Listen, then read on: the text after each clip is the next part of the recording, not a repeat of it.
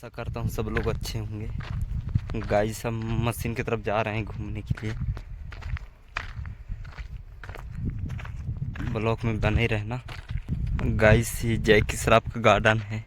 रास्ता बन रहा है अभी इधर, देख सकते हो। टूट गया इधर। अंदर का लुक एक दिन जाएंगे तो दिखाएंगे।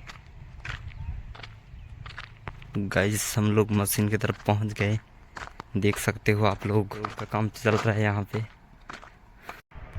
गाइस यहाँ से चालू हो रहा है काम, टर्नल बनेगा नीचे,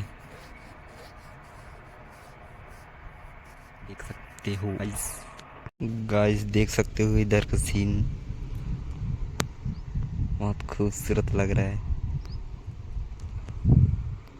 यहाँ बंगला था, तोड़ दिए। एक उधर पानी भरा है, उधर था, तोड़ दिए यहाँ का बंगला। जय की शराब का बंगला दो टूट गया इधर। गाइस ये टाटा मशीन है, ये अपना मशीन है ड्रिलिंग का।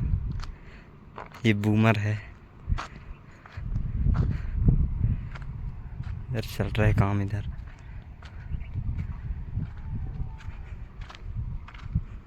दोस्तों आज का ब्लॉग यहीं पे ख़त्म करते हैं, कल बनाएंगे अगला ब्लॉग।